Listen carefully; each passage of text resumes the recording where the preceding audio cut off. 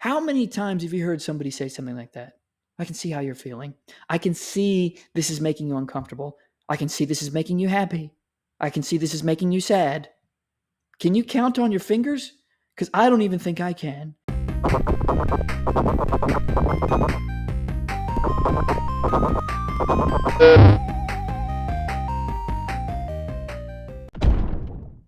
Hello there, and welcome back to my YouTube channel. A few really quick updates. Number one, look how long my hair is getting. It's crazy. It's the longest I've ever had it. You can probably hear the crazy chihuahua in the background. It's not my chihuahua. The second update is I'm obviously in a different room. I'm in a weird transitionary period because I'm finishing up my master's. I got my defense in 2 weeks, which, by the way, we will go over the whole thesis in a video here pretty soon. So this is my brothers and I. No. This is my brothers and my room. That sounds about right. No, my brothers and my room. When we were younger, and my parents are in the process of remodeling everything, so there's just stuff everywhere. So, also another update is in the future, I think I'm just going to skip intros altogether and then just immediately get into the video. So today we're going to be looking at a very short snippet of a movie called Exodus, Gods and Kings, and it's a retelling of the story of Exodus in the Bible. This isn't Bible oriented. We're going to look at a communicative aspect, and it's like two sentences that are absolutely compelling that I think everybody should put in a toolbox or in a repertoire for when you are talking to people. So let's dive right in, shall we? Do you believe in coincidence? As much as anything else? I don't think this is one. What isn't? You coming to Python. Sit.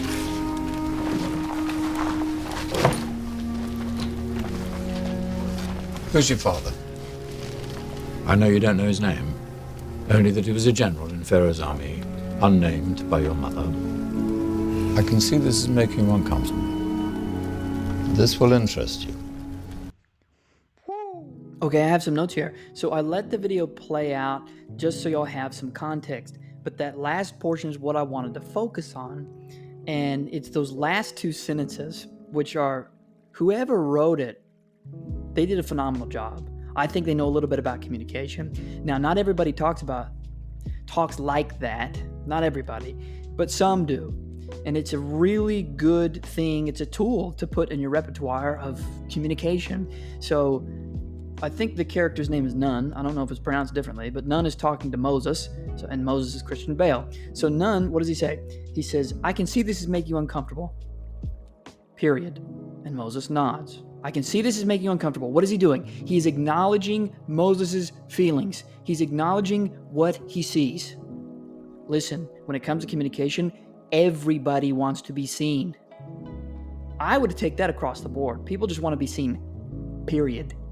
Doesn't even have to be in communication. When you're walking down the street, isn't it nice to be seen? Sure. So even when it comes to communication, or especially I should say, when it comes to communication, people want to be seen. That is a phenomenal move, by the way. If you want to make people more comfortable with you, guess what you do? You acknowledge them. Especially acknowledge what you think you see. Now, he hit the nail on the head there. I can see this is making you uncomfortable. And he was obviously uncomfortable because Christian Bale's a great actor and he showed uncomfortability. Right? Then the next part. This will interest you. He primes him. He says, I see how you're feeling and look at it this way. Not but look at it this way. There's a really important distinction there. I see how you're feeling, but look at it this way. Versus I see how you're feeling and look at it this way. He is not negating anything. And if I were y'all, I would very strongly recommend you look at the usage of the word but in every single one of your sentences. I try very, very hard to be careful with the word but because it negates.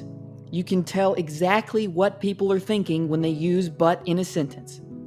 I'll use it for y'all. Maybe you're feeling uncomfortable. I see you're uncomfortable, but look how I'm feeling. See how it negates the entire first half of the sentence and goes directly into what I want to talk about, which are my feelings? Sure, it's baffling. Whoever wrote those two dialogue lines, I personally think they know a little bit about communication. At the very least, this reminds me a little bit about salespeople and how salespeople can get comfortable with others, and they try and make other people comfortable and all that sort of stuff. Now, none or noon, however you'd like to pronounce it. I can't remember how it's pronounced in the movie. He's not being a salesperson, right? But he does want to talk to Moses, and he doesn't want him to leave. He acknowledges how he feels, then changes it into a different light, more positive. That's all I wanted to talk about today. Say, for instance, you meet somebody on a different political view. One's blue and one's red. One of you are blue and one of you are red. There's a reason why it's hard to talk about religion and politics in everyday conversations. It's because people get heated. That's just how things play out, right? Imagine if people talked a little bit more like how Nunn talked. Just with these two phrases. I see this as making you uncomfortable. Period. This will be of interest to you. Even if you're not trying to convince somebody, let's change the lights a little bit. I can see this is making you uncomfortable, and I'd love to listen to you. How about you hear what I'm trying to say first, and then I'm completely open to hearing what you're trying to say next. Or how about you go first, and I'll go next. That's it. It's amazing. It puts me at a loss of words if you can't tell. It's amazing. At the very least, start acknowledging people's emotions and how they're feeling. You don't have to do this across the board. But people like being seen. Who doesn't like being seen? We already talked about it. Someone's happy. I can see that you're happy. It makes me happy. It's a tete-a-tete, man. It's a back and forth. And it's fascinating. Start acknowledging how people are feeling. I would specifically focus on it in the light of negative conversations. I can see this is making you uncomfortable. I can see this is making you tense. And fill in the next sentence. ... This will be of interest to you. Obviously, there's a specific context because he's trying to tell him something. But you can take this in a lot of different perspectives. From a sales point of view, like we just talked about, I would look at it more from an interpersonal side, 100%. Because people like their feelings being acknowledged most of the time. Now, there's a lot of caveats to that. We can talk about male and female perspectives that I'm not going to talk about. You could argue that men may not like to have their feelings acknowledged because a lot of times there's an overall perception that men have a tough time talking about their feelings and all that snazzy jazz. So take this with a grain of salt. It's just two sentences that I am taking out of context that can be absolutely powerful. And I'm really glad I mentioned the word but. In the movie, he did not use the word but. Be very careful with that. You can use and. What I like to do, I say it a lot, I say at the same time. Because, don't forget everybody, two things can be true at once. Hey, I see your point of view, and at the same time, here's how I see it. So it's similar, right? But it is not necessarily negating, like I just negated in that sentence. Similar, but not necessarily negating. That also caveats to logic and stuff like that, but... Well, now I can see how many times I'm using the word but. Either way, I hope y'all can see the absolute power in those two sentences. Two sentences, two periods. It's crazy. With a little bit of content in between those two sentences. I love it. It's amazing. It's amazing. Especially in the context of somebody who's uncomfortable. Even if you took out the second sentence. How many times have you heard somebody say something like that? I can see how you're feeling. I can see this is making you uncomfortable. I can see this is making you happy. I can see this is making you sad. Can you count on your fingers? Because I don't even think I can. Maybe it's because I'm in front of a camera that I can't remember. But I don't remember off the top of my head somebody saying, you know what, I see this is making you feel some type of way.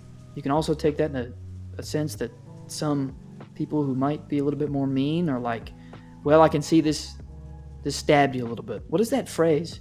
Did I hit a nerve? You know, you could say stuff like that too, but golly, that's at the same time, that's pretty straightforward telling somebody that. To me, that seems like you're oftentimes going to try and get into an argument. Did I hit a nerve there? See what I mean? This bleeds into a lot of stuff, man. And I'm going off on a tangent because I'm so excited. But listen, those two sentences, put them in your repertoire for communicating. People love it. And guess who does it? Therapists. Therapists do that. I've heard quite a few say, I can see how happy this makes you feel. That makes me happy. They do it for a reason, my dear friends. They do it for a reason. Please consider it. It's already 10 minutes. It's already been 10 minutes that I've been ranting. Consider it. Very powerful sentences. I love it. Let's move on to the next video. Y'all have a wonderful rest of your day. I just realized it's been so long since I've done a YouTube video like this. I forgot my outro. I'll see you in the next video because it's going to be a good one. Yeah, that's it. That's it. All right. I never know how to end these.